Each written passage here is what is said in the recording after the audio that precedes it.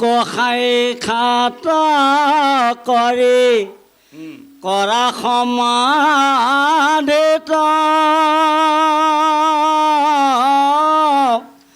তথাপি তোমাক কেনে অসন্তুষ্ট চিত্ৰ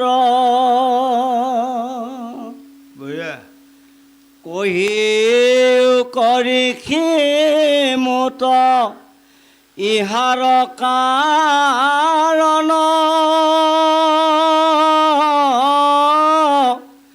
শুনি প্ৰণিপাতে ব্যাসে মূলিলা বচন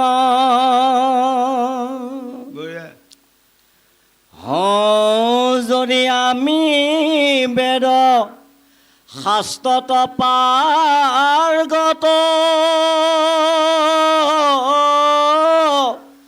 কৰুণিত ঈশ্বৰ অৰ্পণা কৰ্মযত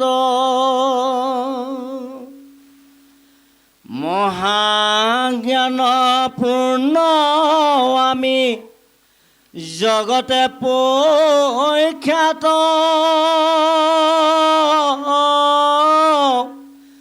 হন্ত সমাধিতে ব্ৰহ্ম আপুনি সাক্ষাৎ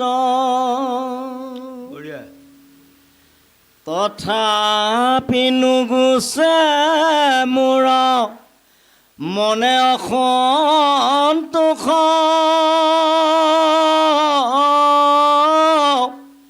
নপাওঁ বিমৰিষি কিবা কৰি আছো দুখ আপুনি অগাধ বুদ্ধি অংশ অৱতাৰ পুচুহুতুৰ খাত কৈ কাৰণ ইহাৰ আজি ব্যাসে দেৱৰ্ষি নাৰদক কৈছে সেই মুনিৰাজ মই অগাধ পণ্ডিত সেইটো নোহোৱা কথা নহয় আপুনি যে কৈছে মই অগাধ পণ্ডিত হয় আপুনি আৰু এবাৰ কৈ কৈছে বেদগ্ধ পণ্ডিত সেইটোও নোহোৱা কোৱা নাই আপুনি সেইটোও হয় কিন্তু ইমান জানি শুনিও কিয় মোৰ মনটোত শান্তি নাই সুখ নাই যিজন মানুহ সুখ আৰু শান্তি আহিব সেইজনৰ টোপনিটো ভালভাৱে যাব এজন মানুহ মন কৰিব এঘণ্টাই টোপনি যাওক শান্তিৰে যাব এজন মানুহে এমাহ শুই আছে শান্তিৰে টোপনি নাই সি যেনিবা 10 ঘণ্টাই শুই আছে কামত আহিব নাহে এই তদুবাদী ব্যাসে এইকণ কৈছে মনত শান্তি নাই তাৰমানে আমাৰ ইন্দ্ৰিয় বৰ্গ ৰিপু ধাতু সকলোক লৈ এই দেহটো গঠিত হৈ আছে 3টা সম্পত্তি আছে নহয় এটা সম্পত্তি কোনে দিলে আমাৰ দেহটোত জানে পৰম প্ৰভু ভগৱন্তে দিলে ইন্দ্ৰিয় বৰ্গ ৰিপু ধাতু খা ভয় দেখা শুনা এইবোৰ কোনে দিয়া ঈশ্বৰে দিয়া নহয় এজন মানুহ জীয়াই থাকোঁতে বৰ সাহ দেই মানুহজনৰ মৰাৰ পাছত সাহ থাকেনে নাথাকে এজন মানুহ খুব ভয় মৰাৰ পাছত ভয় থাকেনে মানুহজনৰ নাথাকে নহয়নে ৰোগ ব্যাধি ঢেৰ মই ডিব্ৰুগড়ত ভাগৱত গাওঁতে এজন মানুহে বহুত প্ৰশ্ন কৰিছিল কৰি সদৌ শেষত প্ৰশ্ন এটা কৰিলে গোসাঁই মোৰ বহুত বেমাৰ বিঘিনি জাতকৈ বেমাৰ বিঘিনি নুগুচা হৈছে মোৰ এই বেমাৰ বিঘিনি কেতিয়া ভাল হ'ব হ'লেও সেইটোৱে কথা একো চিন্তাই নকৰিব আপুনি যিদিনাই মৰিব সেইদিনাই আপোনাৰ বেমাৰ শেষ যাওক হয়নে মইনো কি ক'ম আৰু মইতো বৰ ডাঙৰ ডাক্তৰ নহয় হয়নে নহয় গতিকে মই জানো এজন মানুহ মৰাৰ পাছত তাৰ বেমাৰ বিঘিনি নাথাকে আৰু গতিকে মৰিব আৰু যিদিনাই বেমাৰো শেষ এই তদুপ আমাৰ দেহটোৰ কথা কৈছে যেতিয়া ইন্দ্ৰিয় বৰ্গ ৰিপু ধাতু লালসাত থাকিব লালসাত থাকিলে আমাৰ দেহটো শান্তি নহয় নাপায় কৃষ্ণকান্ত সন্দিকৈ গ্ৰন্থ বাণী লিখিছে সেই লোকসকল আপোনাৰ বাৰীখন বৰ ধুনীয়া কোটি কোটি টকাৰ বাৰী বনাইছে কিন্তু মনত ৰাখিব আপোনাৰ বাৰীখনত 2টা ছাগলী আছে এটা বগা এটা ক'লা যদি ছাগলী পোৱালিকেইটা ভালদৰে নাৰাখে আপোনাৰ বাৰীখন ধ্বংস কৰিব হয় বাৰীখন আপেল আঙুৰ কমলা ইত্যাদি ঢেৰ গছপুলি ৰুলে যদি বগা ছাগলী পোৱালিটো এই সৰু ছাগলী পোৱালিটোৱে এৰি দি এটি দুটিকৈ গোটেইখিনি খাব হয়নে? আৰু এটা ক'লা ছাগলী পোৱালি তলত লাগিছে বগা ছাগলী পোৱালিটো মানে কি জানা? আমাৰ যে লোভটো না, লোভটো বগা ছাগলী পোৱালি। ক'লা ছাগলী পোৱালিটো কাম শক্তিটো। আমাৰ এজন মানুহ গাত 70 কেজি 80 কেজি 40 কেজি 35 কেজি মানুহ ওজন আছোঁ, কিন্তু আমাৰ হৃদয়ত থকা আইসকল বয়সকল কাম শক্তিটো 7টা হাতী বল আছে। তাক টঙনিয়াই ঘূৰাই আনিব পৰা ক্ষমতা নাই। তাক কাৰ দ্বাৰাই বশ্যতা কৰিব লাগিব জানে? যেনেকৈ হাতীক বশ্য কৰিবলগীয়া হ'লে অংকুশ এডাল লাগিব। অংকুশ মানে এডাল কি কমাৰশালত গৈ আনে, সেইডালে আনি কাণৰ কাষত যেতিয়া সানি দিব, তেতিয়া হাতী আটা পিটা পাৰি আপোনাৰ বাক্য পালন কৰিব। অংকুশ তৈয়াৰ কৰিব লাগিব। হয়, অংকুশ মানে কিহৰ অংকুশ? জ্ঞানৰ অংকুশ। হাতত শ্ৰী গোবিন্দ দানয়ধিপতি সপ্তদ্বীপে জগন্নাথ কৰে বসতি। হয়নে? হাত কেইখন আমাক কিয় দিলে জানে? দান দিবৰ কাৰণে দিলে। কি দান? ধন টকা পইচাৰ দান নহয়, প্ৰণামৰ দান। এই যেতিয়া এইটো দান দিয়া আমি অভ্যাস কৰিম, এই পাতে হ'ব ডাঙৰ জ্ঞানৰ অস্ত্ৰ। এই জ্ঞানৰ অস্ত্ৰ যেতিয়া তৈয়াৰ হ'ল, তেতিয়া মোৰ ওচৰত সকলোৱে হেও মানিবই লাগিব, ৰেহাই নাই। এজন শত্ৰুৱে মোক মাৰিম বুলি আহি আছিল, যেতিয়া কিন্তু মোৰ হাতযোৰটো দেখিল, তেওঁৰ নিশ্চয় দয়া আহি যাব। হয়নে? সেইকাৰণে আমাক কৈছে ধৈৰ্য সহ্য ক্ষমা দয়া যাৰ ভকতি তাৰ। হয়নে? যেতিয়া এজন মানুহ ধৈৰ্য আহিল, সহ্য আহিল, ক্ষমা আহিল, দয়া আহিল, তেনেহ'লে তেওঁৰ ওচৰলৈ ভকতিও আহিল। যেতিয়ালৈ ক্ষমা দয়া ধৈৰ্য সহ্য যিজনৰ নাই, কেতিয়াও তেওঁৰ ওচৰলৈ ভকতি যাব নোৱাৰে। তেওঁ তেতিয়া কি কৈছে বোলে? ভকতি নিকট কত, ভকতি থাকিল চাঙৰ ওপৰত, বৰমায়ো নাপালে তত। হয়নে? গতিকে ভকতি কৰিবলগীয়া হ'লে আমি সকলোকে চিনি পাব লাগিব। মোক যেনিবা কোনোবাই হিংসা কৰিছে, মই নকওঁ। আপুনি মোক হিংসা কৰিছে, আপোনাক সেয়াই কৰিছোঁ ভাই, কৰক কি কৰে আৰু, কৰিব পাৰিব কিবা এটা। হয়নে? গতিকে আমাক কৈছে সেই লোকসকল, আমি এই মনুষ্যৰ জন্মটো সাৰ্থক কৰিবলগীয়া হ'লে 1 নম্বৰত জ্ঞান উপাৰ্জন কৰিব লাগিব। ভাগৱতৰ 12 স্কন্ধ শ্লোক, প্ৰথম শ্লোকটোৰ নামে কি জানে? জ্ঞান। জ্ঞান বিজ্ঞান তদং ৰহস্য, গুণ ক্ৰীড়া দৈৱ জাতি মায়া তৰণ জীৱ ঈশ্বৰ। প্ৰথম শ্লোকটোৰ নাম জ্ঞান। হয়নে গোহাঁই? গতিকে আমি প্ৰথম জ্ঞানী হ'ব লাগিব। জ্ঞানী হ'লেহে ইয়াৰ আঁতৰিটো লোৱাটো মানে আমাৰ সহজ হ'ব। আৰু অজ্ঞানী মানুহে ভাগৱতৰ আঁতৰি লোৱাটো ইমান সহজ কথা নহয়। তেওঁলোকে পঢ়িব দুগৰীয়া, নহয়নে? যেনেকৈ মন কৰিবচোন, বৰষুণ পৰি পানী ৰোৱাৰ লগে লগে কাকসোপা ওলাই ফুৰে পথাৰত, নহয়নে? যদি কেনেবাকৈ চিলনী এজনী ঘোঁৰা দেখেই, এই লৰে লৰে কাকৰ গাঁতত সোমাই যাব। তদুপ আমাৰ কাৰণে কাল আছে। যিদিনা ধৰিব কালে, তাক ৰাখিব কি ওজা ভালে। কালে আমাৰ পাছ লৈ আছে, কিন্তু আমাৰ মানুহে ভাবেহে ৰজা পৰীক্ষিতক তক্ষক নাগে দংশন কৰিলা, সি মৰিলা। সেই লোকসকল, আমাকো যে তক্ষক নাগ এটা দি পঠিয়াইছে জানে? যিদিনাই আমি পৃথিৱীত পৰা হ'ল আই গৰ্ভৰ পৰা, সেইদিনাই প্ৰভু ভগৱন্তৰ এই অভিশাপটো আমাৰ গাত লাগি আহিল, তক্ষক নাগে দংশন কৰিব। ক'ত দিছোঁ জানা তোমাক তক্ষক নাগটো? মনত ৰাখিবা দেই, মোক কৈছে। মই বোলো ক'ত দিছেনো? কৈছে এই পাছৰ পিনে ডিঙিটোৰ তলত, মূৰৰ তলত এইখিনিত খেপিয়াই চাবাচোন, অকণমান উঠুঙাই দি পাবা, সেইটোৱে তক্ষক নাগ মই দি পঠিয়াইছোঁ তোমাক। জাৰ্মান জাপান আমেৰিকা পে তোমাক খাবা নাহে, সেইটোৱে যিদিনা খুট মাৰিব ৰেহাই নাই। হয়নে? এয়া মানে ভিগু আদি বাৰমুনিসকলে জ্যোতিষশাস্ত্ৰত লিখিছে, যাৰ দিন পৰিব শালত, লাও কোমোৰা নুঠে ছালত। টানি ধুই তোলাই দিবা ছালত, গোট নধৰে ডালত। যেতিয়া সেই তক্ষক নাগে যাক খুট কামোৰ মাৰি দিলে, এই পঞ্চতংগত কাম নাই আৰু, লৈ যা বোলে মৰিগাঁও, লৈ যা গুৱাহাটী, নগাঁও, ভেলৌ, পাটনা লৈ যাওক। ক'ব যায় ঘৰত আহি পায়, এই ভাগৱত অকণমানকে পঢ়াই দিয়ে আৰু, দেউতাক নোৱাৰিম আৰু বাচাবা। হয়নে? হয়, কালে ধৰিলে, তক্ষক নাগে খালে, ৰেহাই নাই। অইন নাগে খালে বাচিব, তক্ষক নাগে খালে নাবাচিব। সেইকাৰণে গংগাৰ পাৰত শুকদেৱে পৰীক্ষিতক লাষ্টত সুধিছিলে, ৰজা তোমাৰ কিবা জানিবলগীয়া, তোমাৰ কিবা শুনিবলগীয়া, তোমাৰ কিবা ক'বলগীয়া, তোমাৰ কিবা খাবলগীয়া, এই 4টা বস্তু কিবা বাকী আছে যদি কোৱা, আৰু কওঁ মই। ক'লে হৈ গ'ল। পৃথিৱীত জন্ম লৈ যিটো খালে খাবলগীয়া নাই, তাক খোৱা হৈ গ'ল। যি জানিলে আৰু জানিবলগীয়া নাই, তাক জানা হৈ গ'ল। যি ক'লে ক'বলগীয়া নাই তাক কোৱা হৈ গ'ল, যি শুনিলে শুনিবলগীয়া নাই তাক শুনা হৈ গ'ল। এটা আমি সেইকেইটা বস্তু শুনিব লাগে। উঠি অহা ল'ৰা ছোৱালী, যুৱক যুৱতী প্ৰজন্মসকল ভাগৱতৰ আচল তথ্যটো জানিলে জানিবলগীয়া একো নাই। তেতিয়া আপুনি জানিবগৈ ক'ৰ পৰা আহিলে, ইয়াত কি কৰি আছে, কি কৰিব লাগে। আকৌ ইয়াৰ পাছত মই ক'লৈ যাম, এইখিনি জানি গ'ল আৰু তাতকৈ জানিবলগীয়া কথা কি আছে। আৰু যদি আপুনি অমিতে খায়, তাৰপাছত তিতা বাহকা তৰকাৰী এসোপা বিচাৰি ফুৰিব আপুনি, নহয়নে বাৰু? অমিত খোৱাৰ পাছত খাবলগীয়া কিবা থাকিব নাই। আৰু পৰীক্ষিত ৰজাই যিমান প্ৰশ্ন কৰিলে এইখন ভাগৱতত 7 দিন, ইয়াৰ পাছত কৈ হৈ গ'ল আৰু যিখিনি ক'বলগীয়া মই কোৱাই হ'ল আৰু নাই।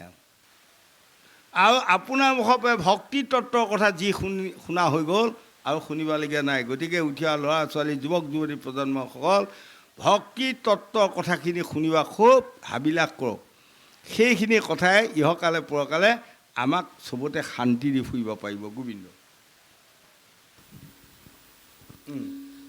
নাৰদ বদতে শুনা মহামুনি ব্যাস, তুমি কৰিলা হবে জগতকে নাশ, নিৰন্তৰে পশুৰ লোৱাইলা তুমি প্ৰাণ,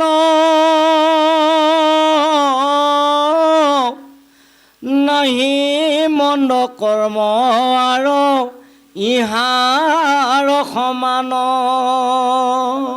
বঢ়িয়া। আকাশমিতে লোকক কৰাইলা হিংসা ধৰ্ম, নুবুজিলা তুমিও বেদৰ ততমৰ্ম,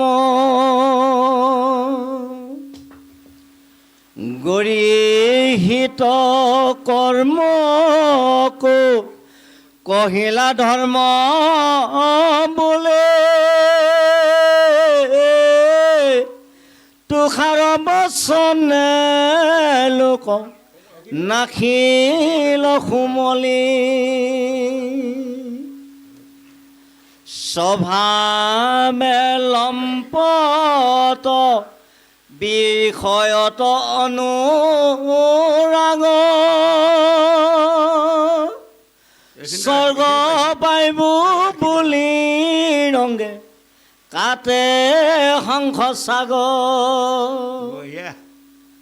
কৰৈ নানা হিংসা ধৰ্ম, নানা দেৱ পূজা,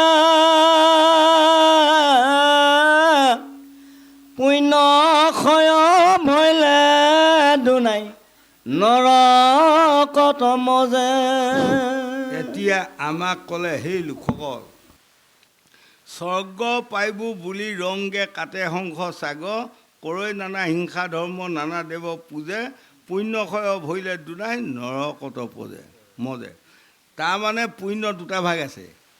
যেনেকৈ এটা মন কৰিবচোন, এইখিনিত বলি বিধান দিয়া ডাঙৰ এটা কিবা যজ্ঞ চলি আছে, তাত আপুনি 400 টকা দান দি থৈ গৈছে, তাতো পুণ্য পাব। সেই পুণ্যৰ ফলতো দুদিন স্বৰ্গত যাব। সেইকণ পুণ্য নাখোৱাৰ লগে লগে আহি নৰকত পৰিব লাগিব। আকৌ কোনোবা এজনৰ পুণ্যৰ ফলত তেওঁ স্বৰ্গত আছে। যেনেকৈ আপোনাসকলে জানে, যজাতি ৰজা এটা আখ্যান দিছে, হয়নে? যজাতি ৰজাই বহু পুণ্য কৰাৰ ফলত স্বৰ্গত থাকিলে। আৰু যজাতি ৰজাই এজনী ছোৱালী আছিল, তেওঁৰ ছোৱালীজনীৰ নাম হ'ল সুদৰ্শিনা, অন্তত্য ৰূপৱতী কন্যা। যেতিয়া দেৱল ঋষিয়ে বিশ্বামিত্ৰৰ ওচৰত দীক্ষা মন্ত্ৰ শিকিলে, সদৌ শেষত তেওঁ বিদায় ল'ব ওলালে। বিশ্বামিত্ৰই কৈছে, এইকেইদিন মোৰ গৰু চৰোৱা মানুহ নাই, তুমি এইকেইদিন থাকা, তুমি বিদায় নল'বা, মোক গৰুসোপা কিহে ৰাখিব, মুনিসকলৰ ঢেৰ গৰু নহয়। নামানি পেলাই যেতিয়া আহিবা ওলাল, বিশ্বামিত্ৰৰ খং আহিল, তুমি নামানি পেলাই যাবা ওলাইছা বোলে। অঁ, তেনেহ'লে তুমি 5 কোটি কৰি মোক দিব লাগিব দক্ষিণা। তেতিয়া কৰি চলে, কৰি বুজি পাইছেনে? অঁ, তেতিয়া কৰি চলে, পইচা নচলে। 5 কোটি কৰি দক্ষিণা দিয়া, নহ'লে তোমাক মই সাপ দি ভস্ম কৰা হ'ব। তুমি মোৰ কথা নামানিলা। কথা খবৰনাক হ'ল নহয়। কান্দি কান্দি গৰু পক্ষী তেওঁ সখীয়েক আছিল। কান্দি কান্দি যায় ক'লেগৈ, কোৱাৰ লগে লগে গৰুড়ে ক'লে, মোৰ পিঠিত উঠাচোন, মই যজাতি ৰজাৰ ওচৰলৈ যাওঁ। যজাতি ৰজাই হ'ল ধনী মানুহ, পণ্ডিত ৰজা ভাৰতৰ ভিতৰত। তেওঁৱে 5 কোটি যদি কৰি দেই, তুমি বাচি গ'লা। যজাতি ৰজাৰ ওচৰত আহি 5 কোটি কৰি বিচাৰাৰ লগে লগে যজাতি ৰজাই ক'লে, তোমালোকক 5 কোটি কৰি দিয়া মানে মই ৰাজ্য প্ৰজাসকলক চলাব নোৱাৰিম, ডাঙৰ বিপদত পৰিম। গতিকে তোমালোকে এটা কাম কৰোঁ, মোৰ ছোৱালী এইজনী সুদৰ্শিনা দেখিছা, মই ঋষি বৰ পৰা কন্যা জন্ম দিয়া, এইজনী ছোৱালী মই দেৱঋষিক তোমাক অৰ্পণ কৰিলোঁ। তুমি কাক দিয়া, দি পেলাই তুমি 5 কোটি কৰি লোৱা, লৈ তুমি বাচি যোৱা। ঋষিৰাজ মই তোমাক দিলোঁ। এই যে এজনী ছোৱালী দান কৰি দিলে। তাৰপাছত গৈ এজন ঋষিক ক'লেগৈ, আপুনি 5 কোটি কৰি দিয়ক, আপোনাক এইজনী ছোৱালী বিয়া দিম। ক'লে মোৰ 5 কোটি নাই, 1 কোটি দিম। তেনেহ'লে এটি সন্তান তোলাৰ কাৰণে তোমাক দিম। হয়, 1 কোটি কৰি দি তেওঁ এটি সন্তান তোলাৰ পাছত আকৌ এজন ছোৱালী লৈ আহিব, আকৌ এটাক দিব। এনেকৈ যাওঁতে 4টা গ'ল, 4টা ল'ৰা জন্ম হ'ল। আৰু 1 কোটি দিবা, গোটেই ৰথ লৈ মানে গৰুৰ পক্ষীত উঠি ঘূৰি ফুৰিলে, লওঁতা মানুহ কোনো নাই। সদৌ শেষত যায় বিশ্বামিত্ৰক কৈছেগৈ, এনেকৈ তেনেকৈ আপোনাক এই 4 কোটি দিয়া হ'ল কৰি, আৰু 1 কোটি দিয়া এতিয়া ক'তো নাই। তেতিয়া বিশ্বামিত্ৰই ক'লে, কোনজনী ছোৱালী দেখুৱাই দিলে। কৈছে, তোমালোকে 5 কোটি কৰি দিয়া আগমুহূৰ্তত যদি মোক ক'লা হয়, মই মানে তোমাক চব কৰি ক্ষমা দিলোঁ বা মাফ দিলোঁ হয়। কৈছে, এতিয়া তুমি 1 কোটি কৰিহে এটা সতী সন্তান তুলিব পাৰিবা। এই তেতিয়া বিশ্বামিত্ৰৰ পৰা এটা জন্ম হ'ল। এই 5টা শিশু লৈ বনৰ মাজত তপস্যা কৰি সুদৰ্শিনাই 5টা মহাসন্যাসী পুত্ৰক জন্ম দিয়ালে। যাওঁতে যাওঁতে বহুত দিন গ'ল। যজাতি ৰজা বহুত দিন স্বৰ্গত থাকি মানে এদিন ঘূৰি ঘূৰি ঘূৰি ঘূৰি আহি সুদৰ্শিনা আশ্ৰমত পৰি গ'ল। পোৱাৰ লগে লগে সিহঁতে আচৰিত পালে, কোন তুমি? তুমি যে পৰিলাহে। কৈছে, মই যজাতি ৰজা। হে, যজাতি ৰজা যদি মোৰ পিতৃ তুমি, মই সুদৰ্শিনা। অঁ ঠিক। কৈছে, মোৰ পুণ্য শেষ হ'ল, অক্ষয় পুণ্য কৰিব নোৱাৰিলোঁ, ক্ষয় পুণ্য কৰিলোঁ। গতিকে পুণ্য শেষ হ'ল, মই আহি পৰি গ'লোঁ। তেতিয়া মই এতিয়া মুঠতে ক'লোঁ, তেতিয়া সুদৰ্শিনাই ক'লে, মই 5টা ঋষিক স্বামী বৰি যে 5টা সন্তান তুলিছিলোঁ, তাৰ পৰা মোৰ বহুত পুণ্য হ'ল। সেই পুণ্যৰ আধা তোমাক মই অৰ্পণ কৰিলোঁ। লগে লগে যজাতি ৰজা ওপৰলৈ উঠি গ'ল। আকৌ 5টা নাতিয়েকে ইটোৱে বোলে মোৰ আধা দিলোঁ, আৰু গ'ল। সিটোৱে ক'লে মোৰ আধা দিলোঁ, আৰু গ'ল। ইটোৱে ক'লে মোৰ আধা দিলোঁ, আৰু গ'ল। এতিয়া স্বৰ্গত আজিও যজাতি ৰজা ভোগ কৰি আছে। আৰু কিমান যুগ এই অক্ষয় পুণ্যৰ দ্বাৰা থাকিব? কাৰণ তেওঁৰ কন্যা আৰু 5 নাতি যিমানখিনি পুণ্য পালে, অক্ষয় পুণ্য পালে। এতিয়া ক্ষয় পুণ্য অক্ষয় পুণ্য কোনটো? এতিয়া আমাৰ এইখিনিতে এটা কোনোবাই যাগ যজ্ঞ কৰি আছে, তাত আমাৰ গোসাঁয়ে তাত দিলে কিবা এটা, সেইটো পুণ্য পাব। কিন্তু খাই যাওঁতে যাওঁতে যেনেকৈ ধান এমোন বানি আনিলে চাউলকেইটা খাই থাকিলে ঢুকায়, সেইটো পুণ্য আপোনাৰ ঢুকাব। এইখিনিত ভাগৱত এখন চলি আছে, এই ভাগৱতত কোনোবাই যাই পেলাই কিবা এটা দান দি থৈ গৈছে, এইটো কিন্তু অক্ষয় পুণ্য। বুজিছেনে? ভাগৱত হ'ল নিষ্কামী, সেইটো হ'ল সকামী। সকামৰ যিটো পুণ্য সি নাশ হয়, নিষ্কামী পুণ্য সি নাশ নহয়। গতিকে আমাৰ ল'ৰা ছোৱালী, যুৱক যুৱতী প্ৰজন্মসকল, আপোনালোকে য'তেই ভাগৱত চলক, বেছি নোৱাৰক 8 অনা পইচা দি থৈ যাওক, তাতে অক্ষয় পুণ্য পাব। এটকা এটা পেলাই দি থৈ যাওক, অক্ষয় পুণ্য পাব, হয়নে? আৰু তাৰোপৰি আৰু এটা আছে, অক্ষয়া তিথি বুলি কয়। অক্ষয়া তিথি মই বহুত লোকে ফোন কৰি কৰি মোৰ পৰা নিয়ে, সেইটো জ্যোতিষমতে উলিয়াওঁ মই।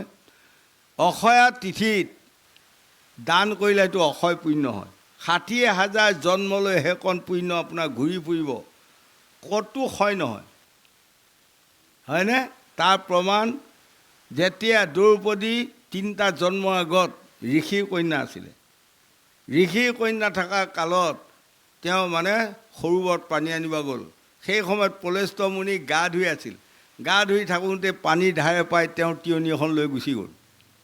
নিয়াৰ লগে লগে এতিয়া তেওঁতো পানীৰ পৰা উঠিব নোৱাৰা হ'ল। তেতিয়া এই ঋষি কন্যাগৰাকী যোৱাৰ লগে লগে মুনিয়ে ক'লে, হেৰা কন্যা, তুমি মোৰ পাছৰ ফালে গৈ গা ধোৱা নে পানী লোৱা নে কি কৰা কৰা, মই বৰ ডাঙৰ বিপদত পৰিলোঁ, মই উঠিব নোৱাৰিম। তেতিয়া ঋষি কন্যাগৰাকীয়ে ক'লে, কি বিপদত পৰিলা? কয় যে পানীৰ ধাৰে মোৰ তিয়নিখন লৈ গ'ল। অঁ, সেইটোৱে কথা, হ'ব। এই তেতিয়া ঋষি কন্যাগৰাকীয়ে নিজৰ চাদৰখন দীঘলে দীঘলে দুফাল কৰি আগত গৈ ঋষি পেলাই দিলে। সেইদিনা যে অক্ষয়া তিথি আছিল সেই কন্যাগৰাকীয়ে নেজানে, হয়নে? সেইদিনা বস্ত্ৰদান আছিল। 3টা জন্মৰ পাছত দ্ৰৌপদী হৈ 5 পাণ্ডৱক স্বামী বৰণ কৰিলে। আৰু ৰাজা দুৰ্যোধনৰ আদেশত দুষাখনে বস্ত্ৰ হৰণ কৰিলে। চাৰা বেলাটো বস্ত্ৰ টানি সভাস্থলী বস্ত্ৰই নধৰা হৈ গ'ল, কিন্তু দ্ৰৌপদীৰ কেৰা আঙুলিটো ৰাইজে দেখা নাপালে। দেখিছেনে? অক্ষয়া তিথিত বস্ত্ৰদান। গতিকে অক্ষয়া তিথিৰ দিনা আপোনালোকে কোনোবাই 2 টকা দান কৰিব, কোনোদিনা টকাৰ অভাৱত নপৰিব। 60,000 জন্মলৈ যদি কাৰোবাক আপুনি চাউল এমুঠি দান কৰে, 60,000 জন্মলৈ আপুনি ভাতৰ অভাৱত কোনোদিনা নপৰে। এয়া হ'ল মই জ্যোতিষ শাস্ত্ৰৰ কথা মই মাজে মাজে কৈ যাই থাকোঁ আপোনালোকৰ ভাগৱতত বা ক'ৰবাত, হয়। আকৌ কোনোবাই মোক ফোন কৰিব, ফোন কৰি এইবিলাক তাৰিখ চাৰিখ বিচাৰিলে মই তাকো দিওঁ। মোৰ ভেম টেম্পাৰ নাপায়, ৰাতি দিন যেতিয়াই ফোন কৰক, মই জ্যোতিষ শাস্ত্ৰৰ কথা কাৰোবাক ক'ব লাগে মই কৈয়ে দিম, বা শাস্ত্ৰ ভাগৱতৰ মই জানাকণ আপোনাৰসকল সকলোকে সকীয়াই দিম, যাতে উঠি অহা ল'ৰা ছোৱালী, যুৱক যুৱতী প্ৰজন্মসকলে গুণী হওক, জ্ঞানী হওক, শিক্ষিত হওক, পণ্ডিত হওক, পিতৃ মাতৃক শান্তি দিয়ক, গাঁৱকো শান্তি দিয়ক, দেশকো শান্তি দিয়ক, হয়নে? মই শান্তি ল'লেই নহ'ব, দেশখনৰ শান্তিহে আমি বিচৰাটো পৰম কৰ্তব্য। গোবিন্দ বাৰু যাই হওক, এইখিনিতে ৰাখিয়ে দিব লাগিব। অঁ, অৰ্ডাৰ দিছে এইখিনিতে।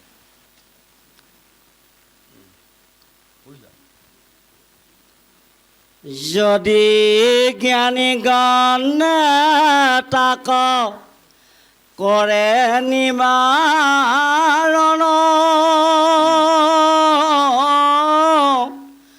আৰু তাৰ বাক্য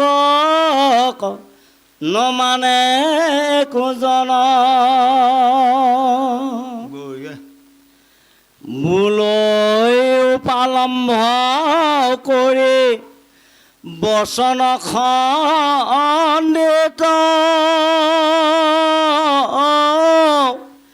ব্যাসত অধিক ভৈল এহেন্তে পণ্ডিত।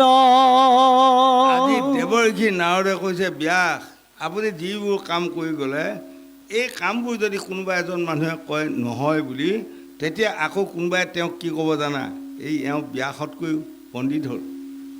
ব্যাসে হয় বুলি কোৱাটো আকৌ এওঁ নহয় বুলি কয়, হয়নে? গতিকে তুমি বহুত জীৱক তুমি বেয়া পথে নিলা। ল'ৰা ছোৱালী, যুৱক যুৱতীসকল, ডেকা গাভৰু কালত আমাক তমগুণী তেজ এটা থাকে। সেই সময়ত আমি ধৰ্ম কথাটো পাহৰি যাওঁ। সেই সময়ত যদি এইবোৰ কথা শুনে, আমুকটো কৰিলে আমুকটো লাভ হয়, তহুকটো কৰিলে তহুকটো লাভ হয়, সেই সময়ত এই ডেকা গাভৰুসকলে চিন্তা নকৰি কৰি পেলায়, নহয়নে বাৰু? সেইকাৰণে এতিয়া মন কৰিবচোন, ল'ৰা ছোৱালী আমাৰ 4টা কাল: শিশুকাল, যৌৱনকাল, বৃদ্ধকাল, জৰাকাল। এই 4টা কালৰ ভিতৰত আমাৰ যৌৱনকালটো কোনদিনা প্ৰৱেশ কৰে? যিদিনাই 12 বছৰ পূৰ্ণ হ'ল, নহয়, 12 বছৰ পূৰ্ণ হ'ল, সেইদিনাই আমাৰ যৌৱনকাল পৰিলে বা গাভৰুকাল পৰিলে। তাৰমানে আমাৰ ব্ৰহ্ম থিতি হ'ল। তেতিয়া ব্ৰহ্ম প্ৰথম থিতি হোৱাৰ লগে লগে ল'ৰা ছোৱালী সেইসকলে ভূত ভৱিষ্যত বৰ্তমানৰ কথা জানিবা নিবিচাৰে বা জানিবা যত্নও নকৰে। সেইকাৰণতে সেইখিনি সময়তে অকণমান ভুলৰ কাৰণে গোটেই জীৱনটো কোনোবাই কান্দিবলগীয়া হৈ যায়, গোটেই জীৱনটো কোনোবাই বৰ দুখ কৰিবলগীয়া হৈ যায়।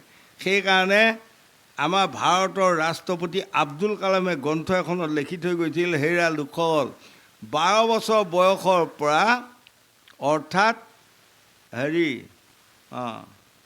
কেইবছৰ? 24 বছৰ, 10 বছৰ নহয়, 24 বছৰ বয়সলৈ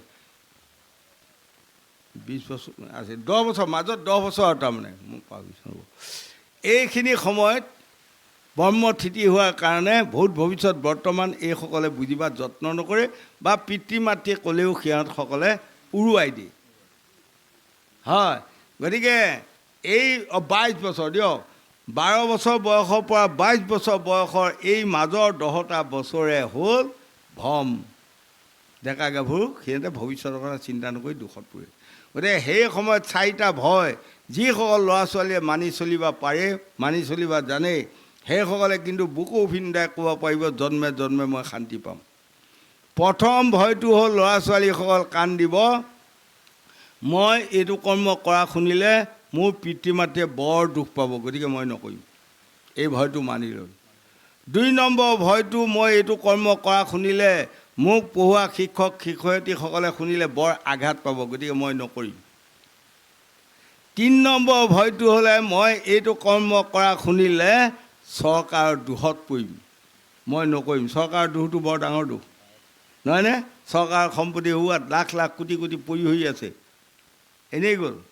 কিন্তু আপুনি যদি 10 টকা বস্তু এটা লয়, চৰকাৰৰ দোষত পৰি জেলত থাকিব লাগিব, গতিকে চৰকাৰৰ দোষত নপৰিম। 4 নম্বৰ ভয়টো হ'ল, মই এইটো কৰ্ম কৰা শুনিলে সাধু গুৰু বৈষ্ণৱ ভকত সমাজে মোক ঘৃণা কৰিব, কলংকিনী বুলি ক'ব বা সকলোৱে নিন্দা কৰিব, গতিকে মই নকৰিম। এই 4টা ভয় 22 বছৰলৈ যিসকলে মানি চলে, 22 বছৰ পাৰ হোৱাৰ লগে লগে তেওঁলোকক 23 বছৰ সোমোৱাৰ লগে লগে তেওঁসকলৰ গাত ধৈৰ্য সহ্য সমাদয়া আহি আছে, তেতিয়া তেওঁলোকৰ বুজা শক্তি আহিব।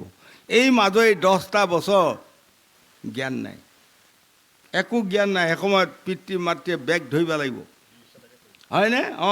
কাৰণ যেনেকৈ গাড়ীখন আপোনাৰ বেগডাল সাৱধান নধৰিলে গাড়ী খালত পৰি যাব, তেনেকৈ ল'ৰা ছোৱালীসকলৰ গাড়ীখনো খালত পৰি যাব। গতিকে আপোনালোকে এইখন পিতৃ মাতৃসকলেও সদায় নজৰ দিয়াটো পৰম কৰ্তব্য বুলি ভাগৱতে বুজাইছে। বাৰু যাই হওক, প্ৰকৃতি কহিলা তুমি আনকে ধৰ্ম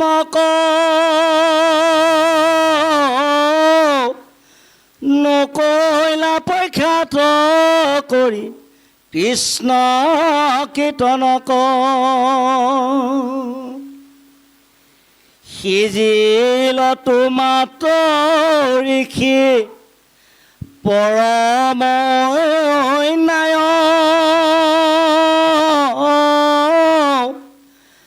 নাহি সুস্থ চিত্ৰ তব সেহি অভিপায় প্ৰকৃতি কহিলা তুমি আনকে ধৰ্ম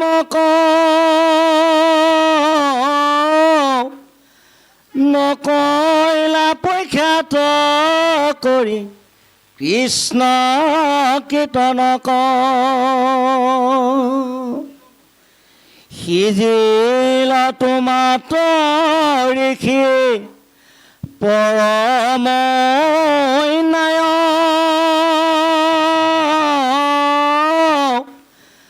নাহি সুস্থ চিত্ৰ তব সেহি অভিপায়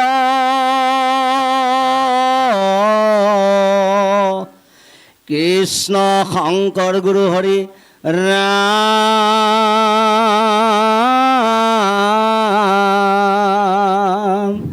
ৰাম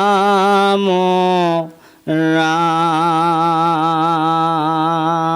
ৰাম। এতিয়া আজি নাৰদে ক'লে, মূৰৰ উপদেশে কৰা ভাগৱত শাস্ত্ৰ প্ৰচাৰক গোবিন্দৰ গুণনাম মাত্ৰ।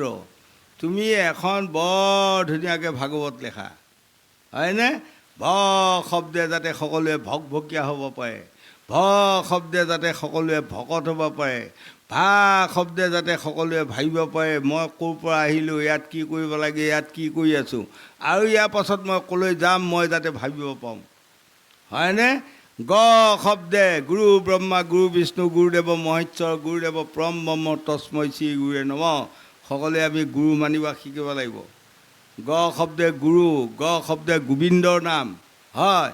তেনেকৈ আৰু উৱাব্য শব্দে বৈষ্ণৱ, আমি যাতে সদায় বৈষ্ণৱৰ সংগ লওঁ, বৈষ্ণৱৰ পাৱৰ ধূলি মাথে লৈব, হাতে তুলি কৰিব চব অনপ্ৰসংগত, মুখে নুগু চৌক নাম তেবে হ'ব সিদ্ধি কাম, এই মানে মাগু চৰণত। যাতে আমি দিনে ৰাতিয়ে বৈষ্ণৱৰ সংগ পাওঁ, বৈষ্ণৱসকলৰ পাৱৰ ধূলি যাতে মাথাত লোৱাৰ ক্ষমতা সুবিধা এটা পাওঁ, হয়নে? এইকণ চিন্তা কৰি তুমি এখন মহাভাগৱত শাস্ত্ৰ লেখা বুলি আজি নাৰদে ব্যাসক উপদেশ দিছে। আৰু নাৰদে দিয়া উপদেশ মানে আমাকে দিছে, আমি ডাঙৰসকলক সন্মান কৰিব শিকিব লাগিব, সৰুসকলক মৰম দয়া আদৰ চেনেহ কৰিব জানিব লাগিব, হয়নে?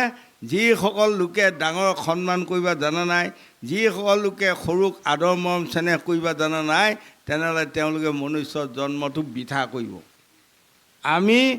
প্ৰথম আমি ডাঙৰসকলে চিন্তা কৰিব লাগিব, সৰুসকলৰ সদায় ভাল চিন্তা কৰাটো আমাৰ পৰম কৰ্তব্য।